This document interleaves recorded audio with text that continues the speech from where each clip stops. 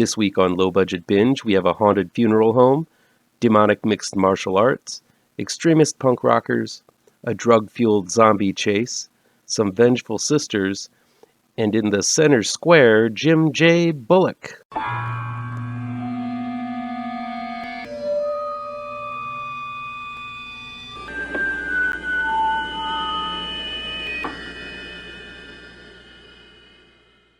Welcome back to ML Miller Frights, a part of the Kings of Horror Network.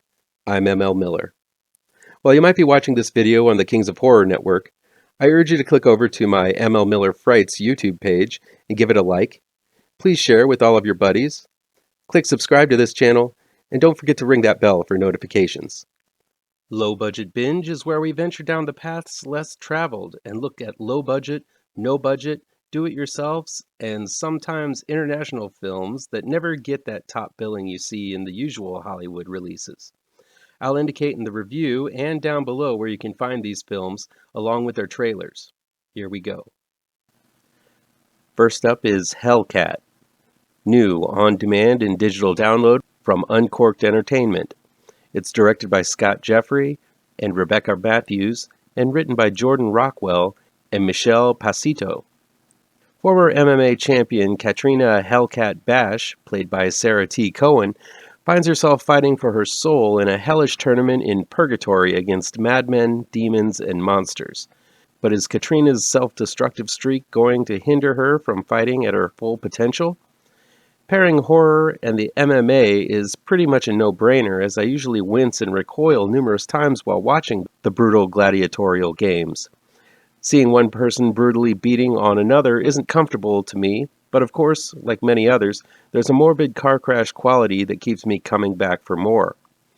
I wish I could say Hellcat pairs the two genres well, but it's a film with many problems, despite having a generally interesting premise.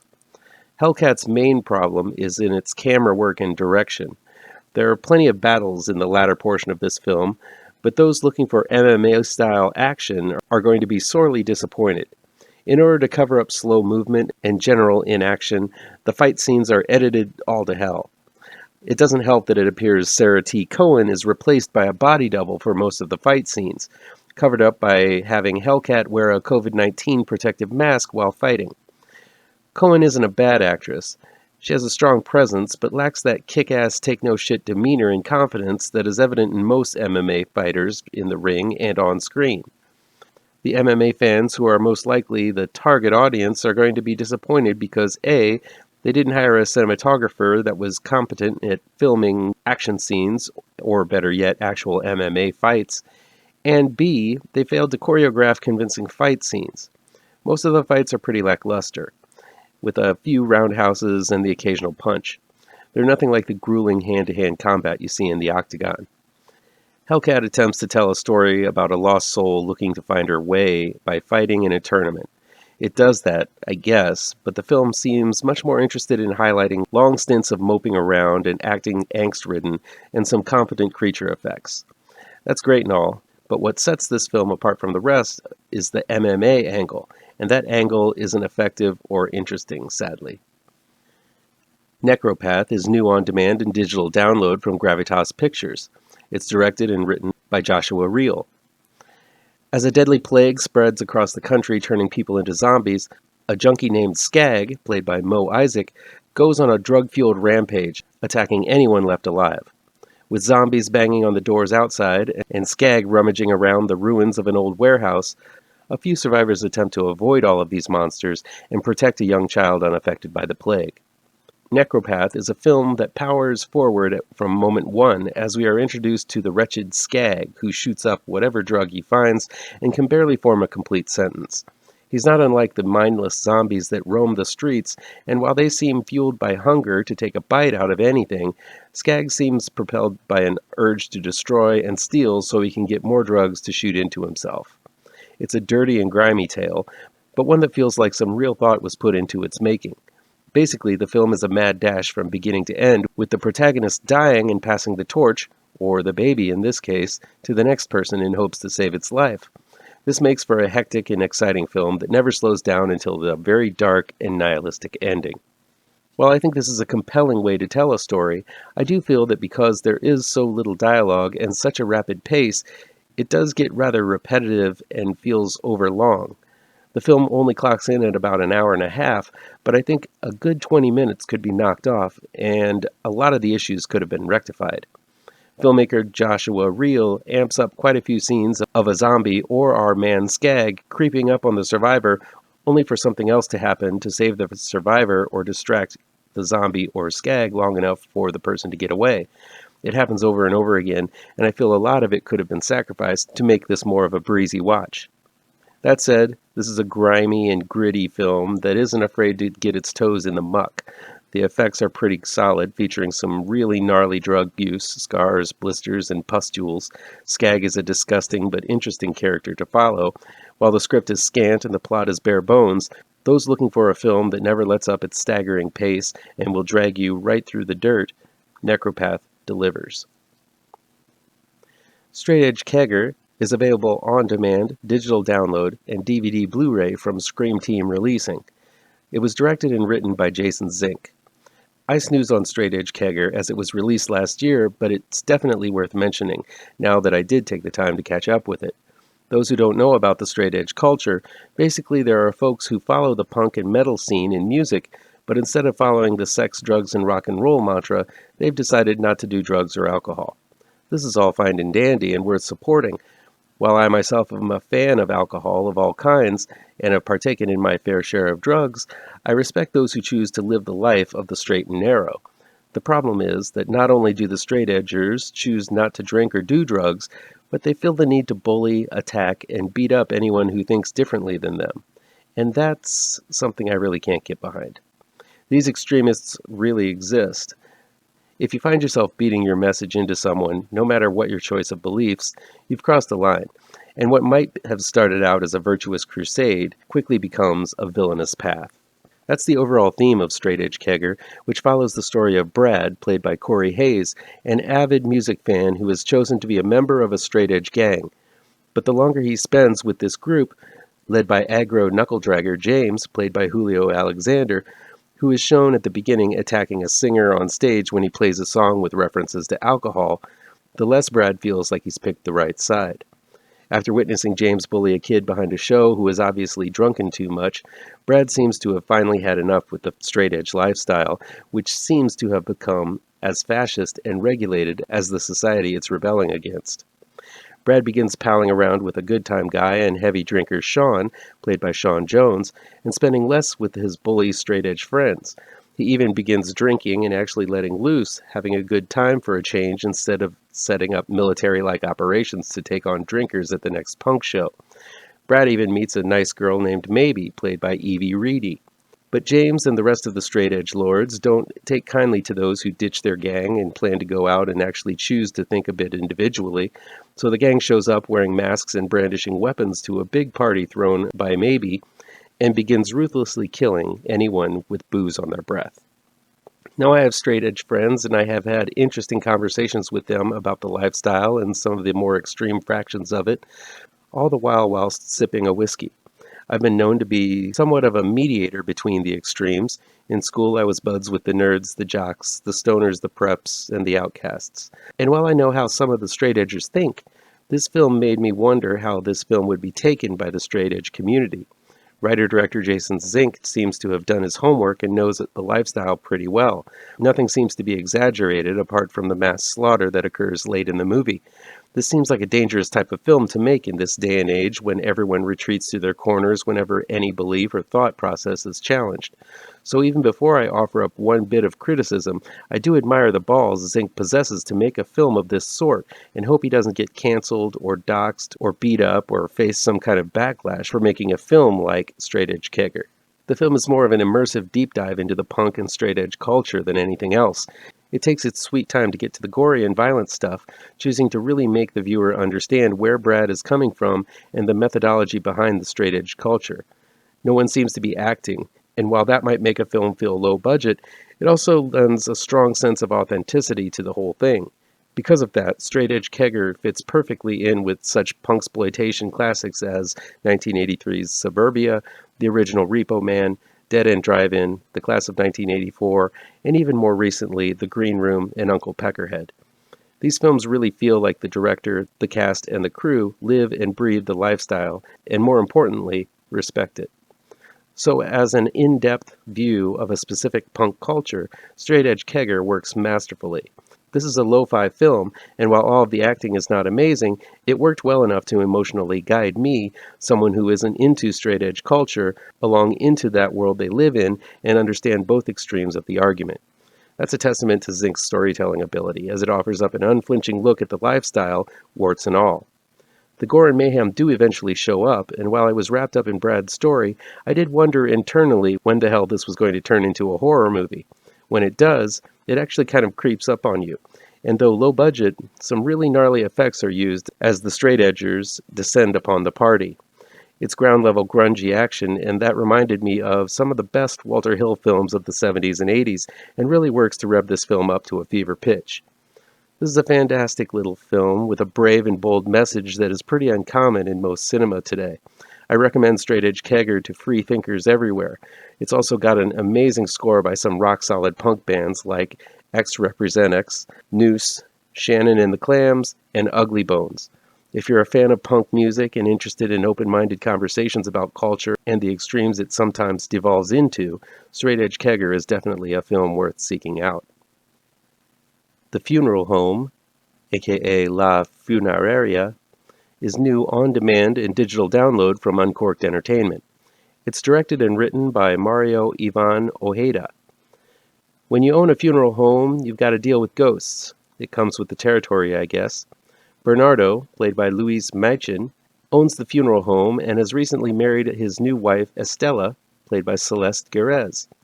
Estella's daughter, Irina, played by Camila Vaccarini, refuses to accept Bernardo as her new father and isn't too happy about her mother's marriage to him either. This highly dysfunctional family aesthetic makes for some bad vibes in a place already haunted by spirits. Though a local mystic has blessed the house to rid the house of most of the evil spirits, the funeral home has quite a few left over, and there are specific rules that must be followed so as not to disturb them. Certain rooms are never to be entered, and others, like the bathroom, must not be opened at night. As the hauntings escalate, the mystic is called back to uncover misdeeds of the family that have opened them up for an attack by evil forces from the other side. There have been quite a few Insidious-style haunted house films coming from outside of the U.S. borders these days, such as His House and 32 Malasana Street, but for some reason, given that the actors and the production lack that shiny Hollywood sheen, the haunts feel so much more effective and authentic. Argentina's The Funeral Home is another strong effort in this ever-growing subgenre of horror. The level of production that went into The Funeral Home is impressive. The film begins with some long tracking shots that really do a great job of establishing the dark and foreboding mood. It's also highlighting the wonderful attention to detail this film has, from the garden planted in caskets in the backyard to the maze of hallways with messages on the door to never open after dark. There are quite a few of these shots that really up the intensity level and altogether ooky feel. It also makes for a great roadmap for the action that's about to unfold within the house. Adding to the horrifying ambiance is a wonderful score that incorporates unconventional sounds and screeching string instruments. This is a film that looks and sounds terrifying. I found the acting to be one of the main weaknesses of The Funeral Home. Machin feels miscast as the mopey and pushover husband Bernardo. He just doesn't have a strong presence. In fact, none of the three members of the family are that likable, as they all turn out to be pretty horrible to one another. It makes it really hard to get 100% invested in their plight, and kind of gave me a morbid sense of joy when they are tormented by the spirits. The Funeral Home also has a broad mix of special effects. Some are CG bursts of light and invisible footfalls.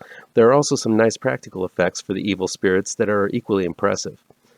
I also love the fact that this one isn't afraid to do simple DIY effects. One scene has a person trapped in a porta potty, and to communicate that it's shaking, they do the old Star Trek move where the actor acts off balance and the cameraman shakes the camera. The details of these haunts are nice and original.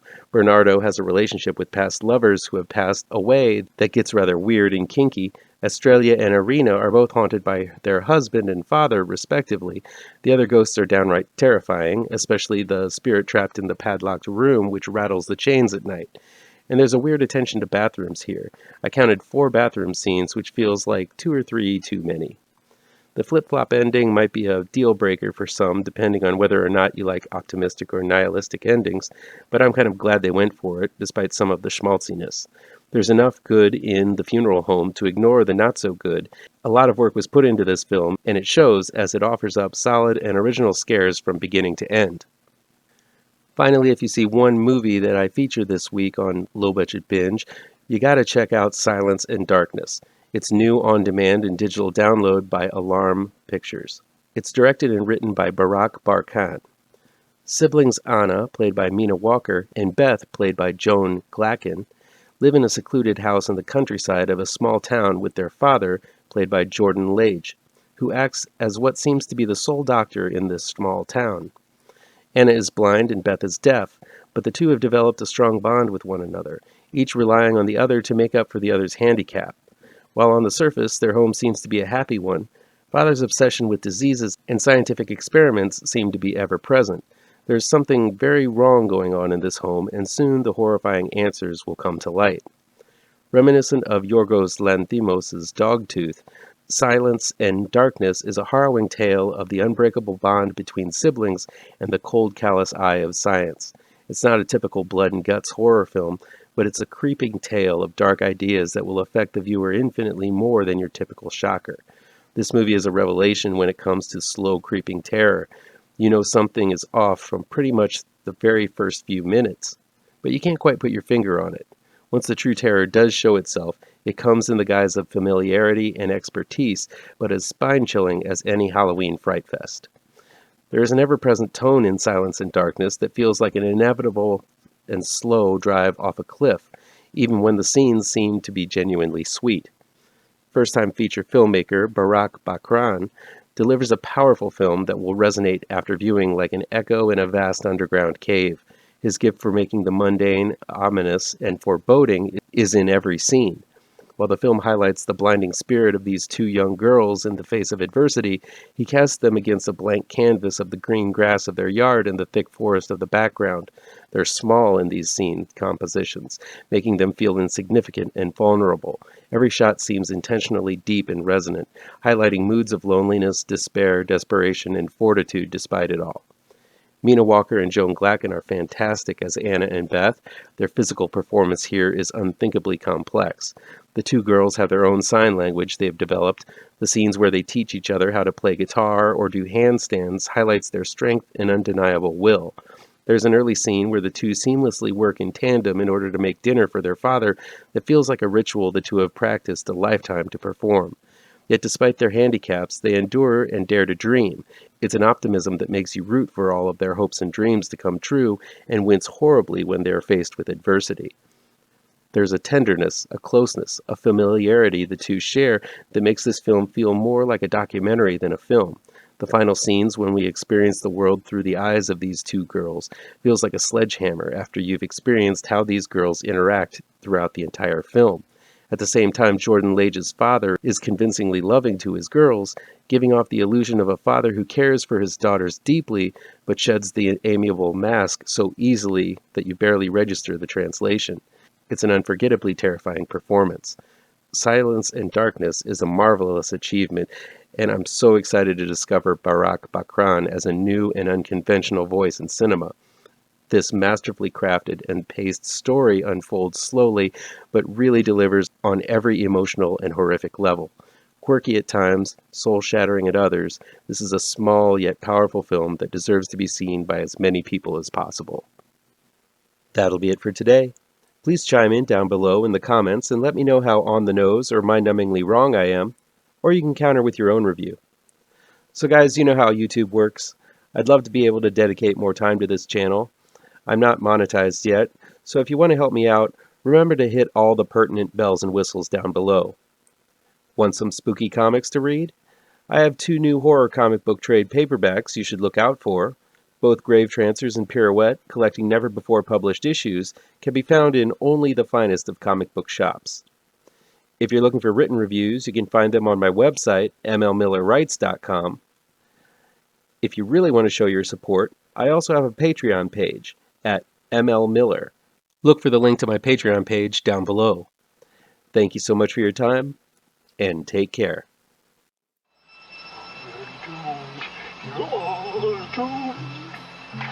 You're doomed